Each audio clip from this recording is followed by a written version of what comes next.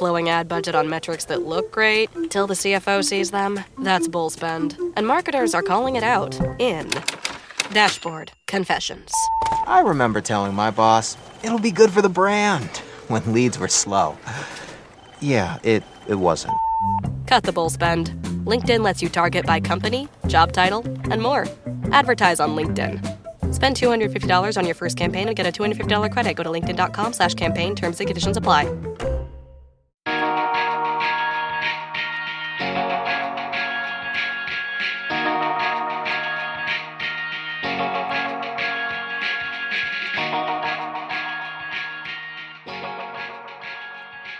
Hello, everyone. Welcome back to the Underrated Movie Podcast. This is a podcast where we discuss films that are underrated, underappreciated, and ones that have slipped under the radar and passed most people by. And this is a mini-series that I'm doing about unreleased movies, so movies that have in some way become unavailable to the viewing public. And today we're going to be discussing The Fall, which was released in festival circuit in 2006, but did not get a theatrical release in 2008, a very limited theatrical release, and then was widely unavailable for a number of years, whether on streaming or DVD, or Blu-ray, or any other format. It was very, very difficult to see this movie. Film is, of course, directed by Tarsem, starring Lee Pace. But before we get into all that, I'm your host, Derick McDuff, and joining me is a recurring guest and a good friend, Kurosh Jozavi. How's it going, Kurosh? You can't get rid of me, buddy. I'm a cockroach over here. I'm gonna keep showing up. I'm the sequel they never asked for. They just keep getting more and more. I'm good, buddy. I'm good. Yeah, for those that don't know, I'm Kurosh Jozavi, Cujo Prime Online, and I do game and game dev related conversations and videos and interviews and all kinds of shenanigans, video game related, celebrating and elevating them whenever possible. So that's my main forte, but when I'm not doing that, I find times to bug Derick here. not bugging at all. I'm like, well, I'm doing a new podcast thing. Got to make sure Kurosh is on it. He's got to be on. that was our bylines of contract. You're like, you want me for one? I want longevity. I want 2%. I want that Jack Nicholson Batman deal. Okay. Yeah, there you go. But yeah, so obviously, I when I was doing this mini series, I had a list of all the films I was going to cover, and I came to you and I said, Kurosh, I got to have you on. Which one of these do you want to cover? And you went right to The Fall. You seemed very excited to talk about this one. One that I was actually I was familiar with it, but I had actually never seen it. But I knew its reputation. I knew it was a little bit underrated when it came out. How it barely came out, and how it was up until 2024. Really not available until Mubi did their 4K re-release and put it out in theaters, put out the Blu-ray, and is now streaming. But from about 2006 to 2023, this is a very hard film to watch at all. What's your history with this movie? So this movie was introduced to me by, I forget exactly who. It was a friend or someone who I had a bit of history with in college. And we were kind of going through, I was in a very always wanting to see that period of my life in relation to films was where I had now built up a foundation of film in my catalog of I've seen all the greats, I've seen some of my personal faves, I've seen all the niche, and I was like, I was wanting to talk to friends about going to the indie theaters, where are the foreign films and all this stuff, and I missed this one, but we were hanging out one day between classes, and they were like, you need to see The Fall. This is one of my favorite movies of all time. And I want to share that with you. So let's we got a room in one of the libraries, and they pulled it up on their laptop, and we watched most of it there. And then I remember we couldn't finish it because the library was closing, and then I went and finished it at home. And I was just mesmerized with that experience of it was I was pulling up that again, to highlight where my head was at that time. That was kind of around the time when Children of Men, Pan's Labyrinth, Babel, a few other films that was just oh, this is what films can be with all these just distinct looks and vibes. And this one home runned that feel for me of what the tone and feel was. And it was it left a strong impression on me from a vibe, from a memory with that person, from so many different angles that it's lingered with me since, to the point where, and I'm sure we'll get to it, but if you look at some of the key movie covers, It's that bandit mask that they wear. The individual and I, we're no longer close friends or anything, but those memories are still very close to me. We both made little paper cutouts of those bandit masks because we were like and I still have that in my garage, like 20 Oh, some wow. odd years later. It's like frayed and everything and just barely hold together, but like it's in my little like shoebox of memory stuff. And I'm like, this movie, like, I reflect on it. I'm like, it's always an examination of why it left, but it was numerous things, both for the movie's sake, but also the memories I had with the movie too. So, but like, I had never heard of it before besides that person recommending it to me. Yeah, because that's part of the reason why it's on this podcast is because it is kind of a under the radar movie. I feel like, it has a certain reputation with film buffs, as being a really good movie, but it's not really widely known. Even when it came out, I think it only has like a 63% on Rotten Tomatoes. It's kind of one of those movies that it's like, have you ever seen The Fall? No, I can't find it. It's not available anywhere. It's got that reputation, and I love that you have this story about how when you watched it, it was very meaningful watching with this other individual, because this is a movie also that is kind of about these two people forming this bond through storytelling, right? And I love that whole conceit of the power of storytelling and the power of movies. Yeah. That's a big thing in this movie. It's such a huge part of it. Yeah. It really is, and that's the thing that like really stands out for me is these two people talking to each other. And I love the conceit of this movie that is like this guy, he's basically, a bullshitter. He's like manipulating this girl to steal him drugs so he can kill himself. And that's the whole reason this story even exists, but it grows into something much more than that. And I also really like the idea that he is telling her this story, but she is bringing her own context to it. Just like any time you read a book or anything like that, or hear a story from someone, you're not going to be imagining it as they tell you. And that's why in a lot of movies and TVs, when it's like somebody's describing a story, we're seeing it play out. We're seeing it play out exactly as it happened.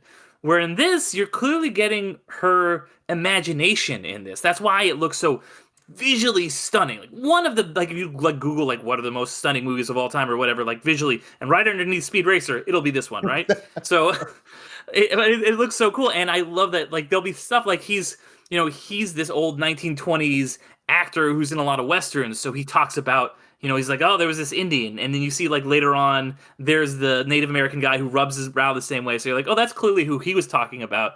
But to her, when she hears Indian, she thinks of an actual person from India, because she knows an Indian immigrant that works in the fields with her. So she picks that guy, and he's like throwing around all these terms that are synonymous with Native Americans and Westerns at that time. But to her, she's just thinking of like, oh, he's this very graceful, looking South Asian man.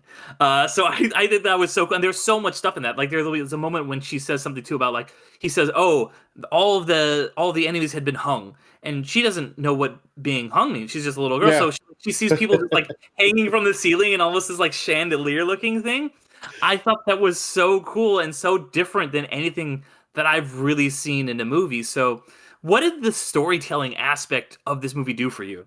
I think you touched on a little bit of like, it's so much of like a story and like the power of film and the power of storytelling that at that time I was so impressioned by these, like I was looking for something different, and I was really impassioned to like look for more impactful or just more interesting and engaging films. And I wanted to experience all the different ways you could enjoy film and story, that this film then is a film about that meta kind of feel kind of hit me on that front. But to no small credit, the visual element of it alone, you could mute this film and it's telling something like very distinctly beautiful, very like it's from the what I believe this director is most well known for, aside from The Fall, is The Cell, which is a very distinct, like you look at the imagery in that film and it's like so like each frame is like a painting in its own right.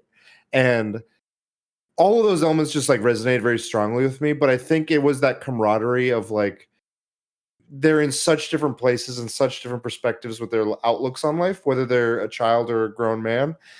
That's very relatable in so many different ways of our lives, of like, you come from all these different places and you can come together with the same story and come out of it with different, what you take away from it could vary so much.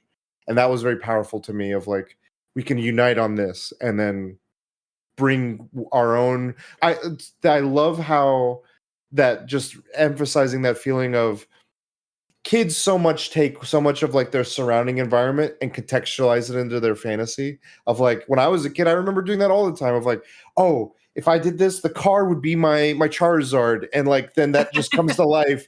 And like when my mom's driving it, this is what's going to happen. It's like this was happening in such a more like artistic interpretation of that, but it very much captured that essence of that imagination, that creativity that we have, and sometimes gets dulled away by realities of life or numbed by things that bring us down. Like I think like how it was for Lee Pace's character.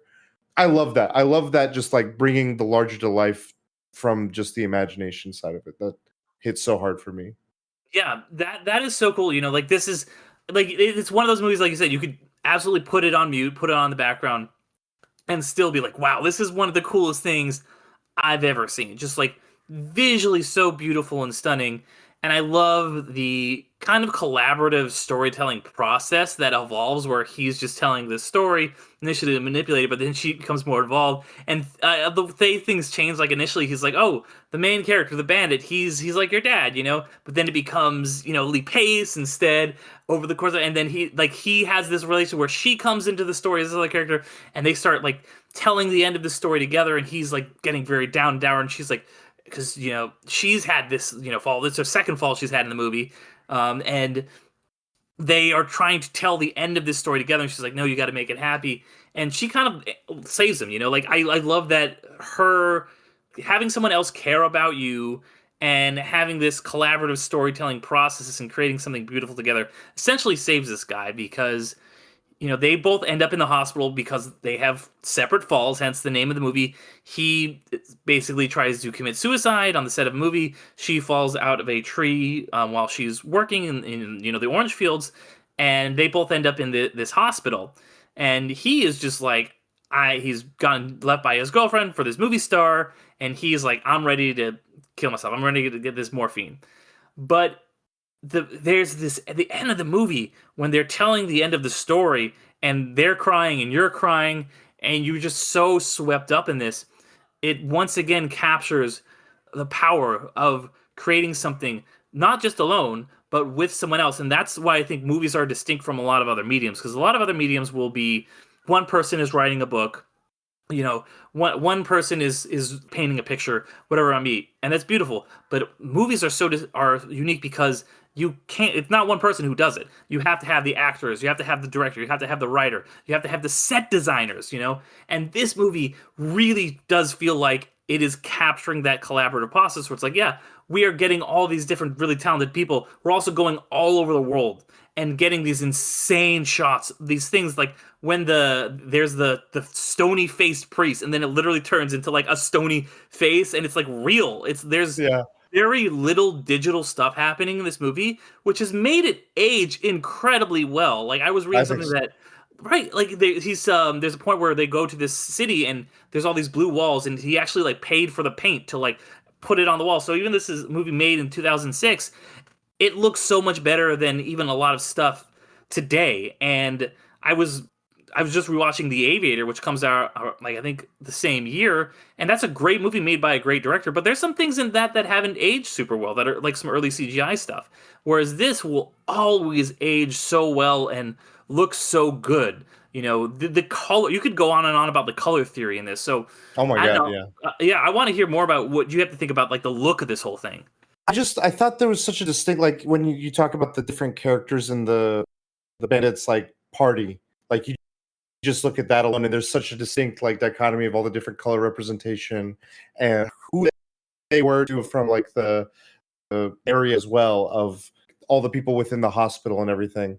I loved the imagery again so much of like there was one scene specifically where it's just zoom out and it was just they looked so small, but it was this giant wall, and it didn't pop in any specific way, but because their color contrasted so much in that moment, it just like it captivated me. I remember just pausing on. I'm like, this is, I don't know.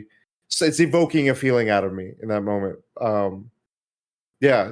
Was there any specific design or imagery that really like resonated for you? Because you said this, like you only watched it just recently, right? Yeah, I just watched it for this podcast. So like I had already picked it as one to talk about before I even had seen it, because I was always intrigued by the story of this thing, how it was like really hard to watch. And I wanted to talk about like each of the movies in this series I'm talking about for a specific and distinct reason. You know, there's silent films that are lost. There's, you know, I'm going to talk about the Snyder Cut at the end because like that was like a movie that people wanted to see for a long time that they couldn't. But I also want to talk about something like that existed, but was just like not available through any normal channels. And I was like, this is the obvious one for that. And, you know, that's always a gamble when I choose something that I hadn't seen. But especially with your endorsement, I was like, I think this is going to be good. I have a really good feeling about this. When you first brought it up, like kind of to your point of it not being available, I just don't hear many people even widely ever talking about it. I used to think until I met you and some of our social circle now that Speed Racer was something that no one had ever heard of, or The Raid, it was something that it's very niche communities. But there's such a fervent fan base behind Speed Racer and The Raid and stuff that for you to even have this on a list, let alone like kind of be interested or curious of it or know of it, was such a like a moment of like, oh my God, yeah, I don't have anyone to ever talk about this movie to. And in so many times with movies like this, you're like, oh, you haven't seen this? Let me show it to you. But now it's so difficult, like it's been so difficult to show people because it's not available. And that's like the part of it that has been so discouraging as a fan of this film. Having seen it, you're like, I don't remember how I got access to it. I just remember at the time either they had a DVD or we found a site or so. I forget. I don't know. It was 20 years ago.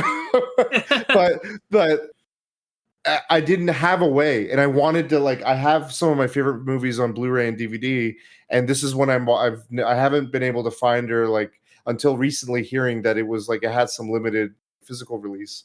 It's not. I don't think is it streaming anywhere now. It's streaming on Mubi. Like Mubi. So Mubi did a whole thing where they like we're gonna re-release this in theaters. We're gonna like actually make a really nice 4K and we're gonna put it on our streaming service. So okay, what they basically did for this movie what they would do for a newly released film because it was just like not available. And because I guess Tarsum like for like 20 years was like, I need to find someone to put this out because it's out of print on DVD. You can't stream it anywhere. And he even went to like Criterion, being like, yeah, this is a Criterion ass movie right here, and he never heard back from them. But finally, like Mubi was the one who kind of swooped in and did it justice, and not only like made it available, made it like look really good. Like we're gonna make this like a crisp remastering of this thing to make it look like people want it.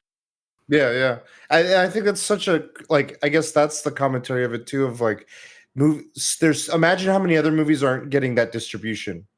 That could be another The Fall, and like the importance of distribution in the streaming space, in this film space, and all that stuff. I think to know that a film like this, the main reason people couldn't watch it is just because it's not allowed to or be available to. Like, imagine your favorite movie or the movies you think are the most important of like today's generation, and they're just locked or not available to be watched on HBO or Netflix or whatever. Like, I think that's it's such a nuanced thing. It feels so aged. I don't think we deal with that anymore. We're just like, oh, if it's come out, there's got to be some way to watch it. Right. Everything just feels so available these days, right? Regardless of whether you watch it immediately in theaters or wait for it later, it'll be available in some way, shape, or form on something that I have. And to know that hasn't existed in the past, and that's something of like our generation and before of like, yeah, no, they weren't always available. And if you didn't have a good theater chain, or if you didn't have a wide variety, like you just hit the certain blockbusters, or your video selection at your video store didn't have that selection, you just didn't see things like this, and it wasn't available to you. That's the thing I'm reflecting on now, knowing like the experience you had with it. So I'm glad it's been rectified, but it just makes me think of like what else is out there that is going through a similar challenge that I don't know about. Exactly. That's the thing. That's why I want to do this whole series, because there's so many movies like that, you know, that are movies that are like that have come out that are either beloved or sometimes not, but you just can't watch them. You can't buy them off Amazon. Their DVDs are out of print for whatever reason, like the rights, or they just might not be popular enough, and they're just not available. And maybe you can find like a crappy rip of them online, but like if you're gonna watch The Fall, I feel like you gotta watch it in like a bowl. It's because this is a big, beautiful movie, and if you're watching it like on your laptop off of like 1, 2, 3 movies or something like that, you're not gonna get the full experience. And I had a similar thought about like Speed Racer, right? Which, you know, obviously is another beautiful movie we've bonded over quite a bit. And it was the first movie we ever covered, and it's been great to see the arc of that movie. How when it came out, it did terrible at the box office, critics hated it, and it was the first movie I ever covered. And even back in 2019, it was like, okay, we're starting to see the curve of it. And now I think we're finally to the point where, like, Speed Racer, like you said, is kind of a beloved movie. Like, to the point where, like, when they did the re-release of it recently, it was sold out. Like, and they did an IMAX re-release, sold out everywhere. I remember seeing that movie opening night in a huge theater. There was my group of friends. There was 2 people, and that was it. And now we've gone from like that to see that arc of like from nobody in the theater to that like sold out.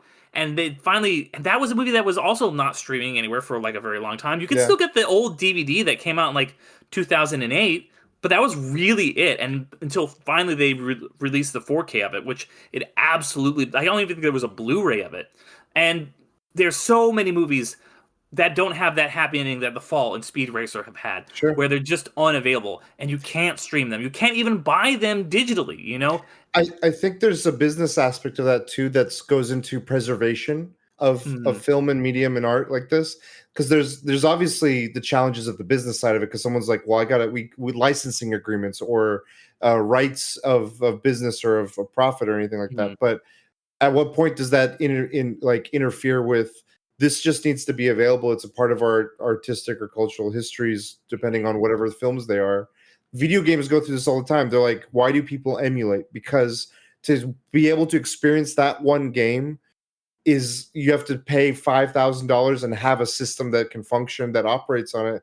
And preservation is hard in that sense. And I'm like, from that standpoint, I feel like there's just an aspect of this that needs to really hold that up, not just for the hopeful arc of it, like you're saying, of Speed Racer, but just for the preservation of it. Just like, this is a part of our history.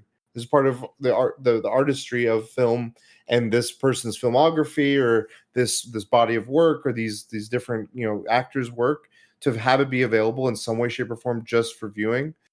I'm very curious because I know you've often advocated for like library support for like just having things available. Does that ever have you been able to find things there, just in terms of like finding the difficult items available in film and stuff?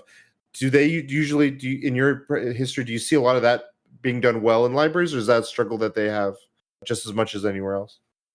I think it is always a good resource, I think, to use, your local library, and especially since a lot of like libraries are in like a larger library system, because I will often go to my local library and a certain DVD might not be available, but another branch of the same library will have it, and they will be able to, after a week or 2 weeks or whatever, after the person who rented it brings it back, they'll be able to send it to me. But not everything. There is still some stuff that is really difficult to find, especially with those out of print DVDs. Like I like, if I had tried to get The Fall before this restoration at a library, I honestly don't think I would be able to. Like, I think it's really hard to find. So, like, libraries are. You're gonna have a good shot with that, but especially when it's these ones that are these movies that are hard to find, that are $500 online or whatever. I don't think that they're gonna be easily. They're gonna crop up as easily in as you would something like The Godfather. Okay. I didn't even realize from the writing team. I knew Tarsem was involved, but what's it called? Dan Gilroy from Nightcrawler, Andor, a bunch of other stuff too. Kong Skull Island. Yeah. No. Okay. That's rad. Yeah, big fan of his. I did just recently notice that too. He's one of the there's 3 credited writers on this, and as well as the 2 of them, and the Nico Solanaskis, who not familiar with any of his work, but yeah, Dan Gilroy and Tarsem, working together on this, which is like a weird combination. Like you wouldn't put those 2 together necessarily, but that it worked out really well. And I should also mention that this is based on a Bulgarian film called Yo Ho Ho that has the same premise, where it's about these 2, a suicidal guy and a girl, like, who are both recovering in a hospital, and he's telling her a story. Interestingly, in that story, as the title implies, it's a pirate story, and I like how this film briefly alludes to that, where he's like starting to tell her a pirate story, and she's like, "Wait, I don't want. What's a buccaneer? I don't want to hear about pirates." So it was a nice little, it was like allusion to like the source material there that I thought was fun. But And there's some like, again, with that story tale kind of like hook of it. I think the films that also come to mind, or works of medium that come to mind, are like the not Princess Diaries, Princess Bride. yeah, Just the storytelling kind of nature framework of that. And then for me, from the anime side, it's like maybe more of a smaller niche of it, but in it's a popular one called Spy Family. And it's like there's a girl that she's psychic, and she's got a spy and an assassin that are like playing her parents. This is going somewhere, I promise. She lives with them, and it's like haphazard comedy where like they're trying to hide that he's a spy from the wife, and the wife is trying to hide that she's an assassin from him. And she knows that they're both what they are. But she has a show that she loves to watch, and it's involving this like dangerous spy, kind of like Indiana Jones-esque, James Bond-esque, like, oh my God, I love it. And she'll like oftentimes go to the dad and be like, I want to reenact that. And like goes through a bit of story beats. And like, now that we're talking about the fall, that dynamic reminds me of the dynamic these two characters have, of like, I want to see this happen. And like, it'll start playing out, and she's like, no, change that. I don't want him to shoot. Do that, and then it starts to play off of that in a comedic and a heartfelt way. But it's that tool in storytelling can be done so effectively in so many different ways, and I just want to take a moment to like reflect on that, I guess. Yeah, no, I think that's definitely one of the movie's biggest strengths, is about the power of storytelling, and about how everyone will bring something different to a story and what that means creatively for it. And I love when movies and shows play around with that. When sometimes it'll be like an unreliable narrator, and you'll see something that like maybe didn't happen. But this one is just like they're literally just making it up. And even though we know like this is just a story that these two people are telling each other, you're just like, no, like they gotta kill the governor can't win. You're still like so invested, even though they're just like these two people talking to each other. You're still so involved, and I think that is really a testament to how good this script is. It was the dialogue between them, the little girl that plays Alexandria, she does such an amazing job, just like capturing this innocence, but also a silliness that she has. Yes, she's exactly. She's very silly. She's very fun. And this movie obviously has a script. We talk about how good the script is, but there's a lot of like improvisation. They kind of like went with a lot of things. Like apparently the whole thing about the morphine 3, that was something like the girl just misread it. She just like thought that was actually a 3 there. So like, oh, that's really good. We're gonna like put that into the script. Her whimsy, like, so like in the say that like her in the story within the story is like kind of like creating this with her whimsy. The real actress, like being like a kind of a young naive girl, was bringing something to the table that Tarsem and Dan Gilroy would never have thought of. So it's once again just the collaborative nature of filmmaking and these happy, beautiful accidents that happen, and how like things like that start off as one thing can turn into another thing and take on a whole new, different and interesting meanings throughout the course of a telling and a retelling. Yeah, I 100% agree with that. This movie obviously over the the course of its life has kind of gone, like I said, through a different cycles. Like it starts on the festival circuit, can't really get released at all for 2 years, barely gets released, unavailable for so long, finally gets its due. What do you think of the whole kind of process that this thing went through? And I know we talked about like how we want to see movies like elevated like this, and we're glad that this one did, but how do you think this one ended up like this? I mean, I don't know how it ended up like this. I do appreciate that it feels like it's getting a second life in a way, similar to Speed Racer, as you mentioned, of like, hey, those that have never seen this before, they're now seeing it. And it feels, to the credit of what you were saying again earlier, of like, it doesn't look aged. It looks like a movie that would, if it released right now, you'd be like, I believe it. Like the way the quality of the film production, and it's not like they're not heavy reliance on CG or visual effects in a way that looks dated, makes it feel like someone watching it today could easily just enjoy this without the worry of it being like, oh, I'm watching an oldie, or I'm watching a film from another time or something. I think the story is so poignant and so relevant and still so real. Like storytelling is as important as ever now, and to just be reminded of that is great. And so I hope that we continue that trek for this film. I love theaters. We were talking a little bit before about like theaters like the Frida and other establishments like that just like just keep that lifeblood going. And I think that's the kind of space that like cultivates the community around films like this.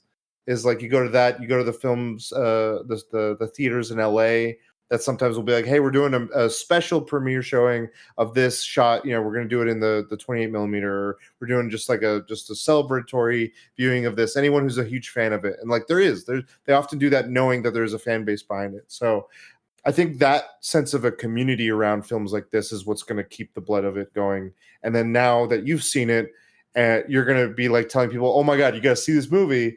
And then it's almost like a pyramid scheme in the best way. It's like spreading the love of the things we love. And like, that's the storytelling I think that we do when we go forward is like, why does this movie resonate with you or me?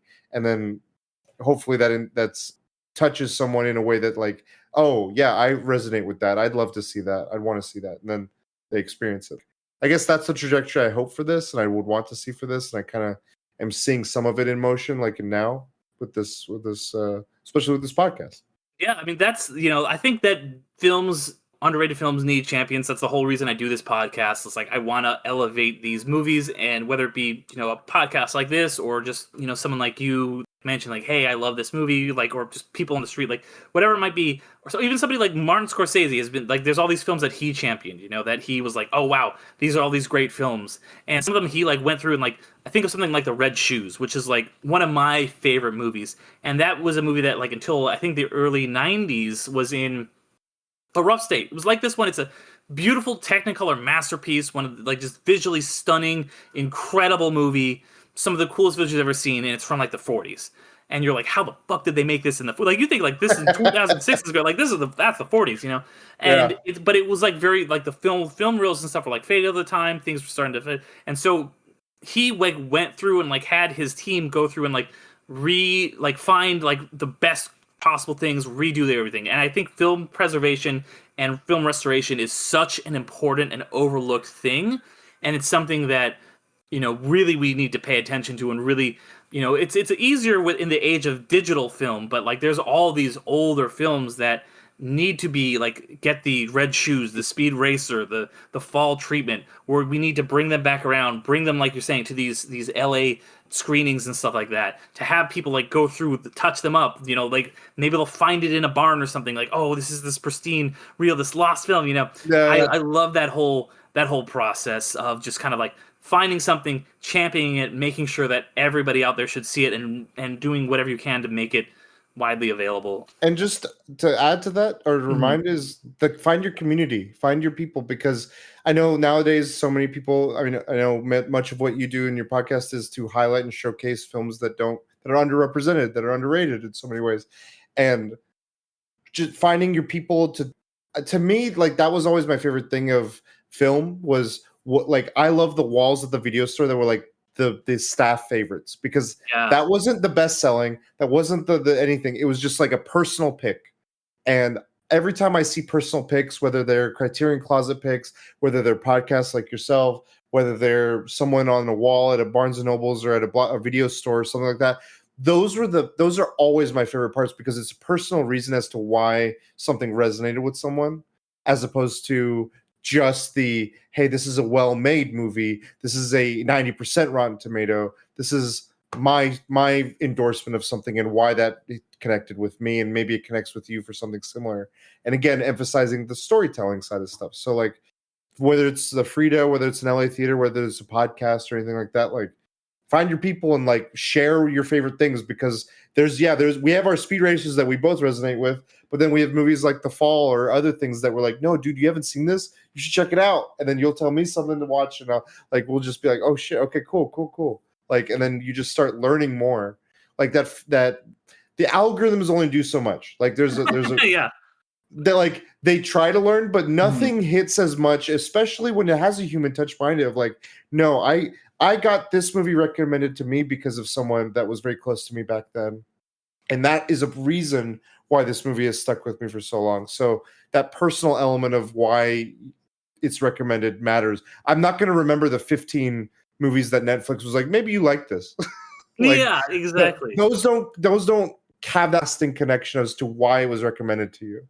Exactly, and that's why I think there's the popularity of things like you see Letterboxd going up to celebrities and be like, "All right, what's your 4 favorite movies?" And they'll always give you a reason. They're like, "Oh, I love The Princess Bride because William Goldman, like his script is so good, and the direction of Rob Reiner. It's this fantasy epic. It's got sword fighting. Like people always tell you all these great movie things they love about these 4 specific films. Same thing with the Criterion Closet. You'll get these cinephiles. They have all these incredible movies, and then you'll have, somebody will pick out like off the shelf, like, okay, boom, here's the red shoes, Criterion. This is why this one is so good. I'm gonna put this one on my bag. Let me tell you a little about this movie. It's incredible for X, Y. Like those because they feel so, like you said, human. It's not an algorithm. It's somebody who loves film who is telling you about their favorite films and why they're your favorite films, and they might say something about a movie that sparks you're just like, wow, that sounds really cool. That The Fall, that sounds interesting. Yeah. I would love to see a movie with all of these beautiful elements and all these things because Kurosh spoke so eloquently about how much it meant to him. So yeah, I think that is really in this age of just algorithm-led things. Like there's a reason that kind of stuff breaks through, and I think Find Your People is a very good way to put it, and that's one thing I think I've done well on this podcast is I found my people. Like I said, I have you all a lot because I have you on all the different podcasts because your shit. I have people like JMO and JPG. Like I've found my people. Austin, there's a bunch of other people that have been recurring guests that I can call out because I respect their opinions. I want to hear what they have to say. I want to hear their curated recommendations. So, and you're definitely one of them, and I love hearing all your opinions. And with that said, is there anything else you wanted to say about The Fall before we wrap up here? More people should see The Fall. I don't know, like this again. This is such the one thing I guess I'll add, and it is so tied to this. Like I often a lot of my musical, I'll tie a lot of music that I know just to a film or to something. Oftentimes, like even if it isn't directly from it, but this one of the tracks from it is an orchestral piece. I can't remember the exact name of it, but it was one of the key, like it keeps having this like melody or crescendo to it. Oh, Symphony Number 7, from Beethoven, Op 92. I don't know how to speak his full thing, but the Allegretto, that symphony piece that he has. You sound like Dion Amadeus trying to pronounce anything that Mozart did. I was like, yeah, we just did it the whole thing on Amadeus. But that symphony, that song that is in this film, every time I hear it, I think of this film. And in the most happy, in the most melancholy, it takes me through a range of emotions every time. And it's such a good piece, but like it very much always the imagery that comes in my head is this movie. And like we didn't talk about the sound of the music too much, and I love that piece and that part of the soundtrack for this film. I just wanted to give it a shout out. I love that. That's awesome. Yeah, I mean, I love when you hear a piece of music, whether it be a piece of pop music with like lyrics and something, or it's something classical, whatever it might be, and it just takes you back to a film experience you have. I love that. And yeah, that's a recurring thing that happens over and over in this movie. And I love every time it comes back. I'm like, ooh, you feel your emotions swelling. Yeah. My last question for you then is something I'm asking in every part of this series is there an unreleased movie that, for whatever reason it didn't come out that you would maybe like to see? And it could be something like, how people were like, something like the Snyder Cut where it's like it did get released but not in the form people want to see it, or it could be something like Batgirl where it's just locked in a vault somewhere, or maybe something that even people had talked about making it didn't get made, like let's say Guillermo del Toro was going to make his version of The Hobbit, and then it never happened. Is there anything for you like that? Yeah, right? That would have been incredible. Damn. Now I buried that memory. I had come to terms with it never happening. Okay, so I think this is available. I had one in mind, but it's pretty available. I think the movie that I wish we got that we never did, that makes me sad to this day. I'm a big Ron Perlman fan. I've loved him in everything. until Sons of Anarchy's. I love him in that, but that was the first time I learned to hate him as a character. He did such an impressive job making me hate him in that one. Yeah. But I love his work and everything, literally. And he's such a character actor and so amazing. And you mentioned Guillermo del Toro. I'm a huge fan of his work in the Guillermo del Toro Hellboys. And I would have loved if they made the third Hellboy together. Right. I love the direction they took it. The first one was so beautiful. The second one, they got to really go into so much more. And I was like, they had something in mind, and it just never got to pan out. And yeah, that would probably be my pick. No, that's a good. I would have because I love both those Hellboy movies, especially like the first one. There's a shout out. There's a shout out for another one that did get made that I'm very happy. It's like one of the few times where I'm like, we got to win. And I don't know and it's kind of in the vein right now because this weekend that we're recording is like right when like the Star Wars, the new one just came out. Oh yeah, Mandalorian and Grogu, yeah. But Fanboys, I don't know if you remember the history of Fanboys, but that one almost like that one kept going through, hey, we're recutting it. We may not get, and fans wanted to, because have you seen Fanboys? I haven't. That's the one where it's like they're trying to get to episode 1, right? Do you know why they were trying to get episode 1? No. So because somebody's dying of cancer and they're like trying to see Star Wars. Okay, yeah. Yeah, so the reason they wanted to go see Star Wars is because there was a group of friends since childhood, and one of them was given a fatal like diagnosis. They're like, he's not going to live much longer. Mm-hmm. That element of the story was getting cut. And it was going through so many reshoots and so many of this. It was a constant back and forth and somehow was constantly public that I was like, no, like, and I remember they were like, no, we got it back to the original version of it, and then it got released. It's not like the most amazing film. It's a good film, but knowing that it almost didn't happen to have the heart of what was supposed to be that story was like, I don't know. I was so invested in that journey, and like to see it be like, oh, it did get that. That was a close almost one, but okay. I had to give that added one. I definitely recommend it if you want to check it out. I need to check that out. It's a good shout out. It's a really good shout out for sure. But yeah, definitely some good recommendations. And like I said, I would have loved to see a full Hellboy trilogy with Perlman, and because I know they've tried to reboot it a couple times and it's not been great either time. I would have really loved to see, because they've set up a lot of really interesting stuff in that second movie, especially, and you're like, let's see what's Hellboy's arc. He's the son of the devil. Like, what's gonna happen with this? And then we just never got the conclusion. It's not too late. Del Toro. I know you're doing your thing. But come on back. They cared so much about that franchise too. Like, I know Mike Mignola, the creator of Hellboy, like was involved, and I don't quite know the back and forth between them and the film side of it, but Guillermo brought so much of his own energy to it, and I felt like it was like right for him and his artistry. And I remember Perlman, one of the big things that always reminded me of why he loved it so much was he's like, that makeup took forever for him to put on. And he would put that on for like Make-A-Wish stuff, and then just go out and just like sit with kids and be Hellboy with them. And that would, like, I remember when I was learning about that, I was like, yeah, this guy will always, he's my Hellboy. Like the way Ron Perlman is Hellboy, I think of like with Christopher Reeve and Superman in a lot of ways. It's like just so iconically that individual. Yeah, no, he really is. Like, no disrespect to David Harbour or anybody, but like, Ron Perlman is Hellboy. Like, factually, just like that. And maybe one day, we got to see Top Gun Maverick come back after how many years. You never know. So, never know. Never say never. But yeah. Honestly, Kurosh, thank you so much for coming on and talking about this movie and just movies in general with me. I always have a blast having you on. Thank you. It's always good to be here. Anything you want to let the people know before you go? You mentioned your writing. Is there? But where can people find your stuff? They can find me at Cujo Prime everywhere, Kujo Prime, all one word, on my socials, on my YouTube. I do a lot of video essays and interviews. You can also find me on Temple of Geek. I freelance there, and I do a lot of their video game videos and interviews as well. I have a few upcoming works, and we're about to hit Summer Games Fest, where there's going to be a lot of coverage this coming June.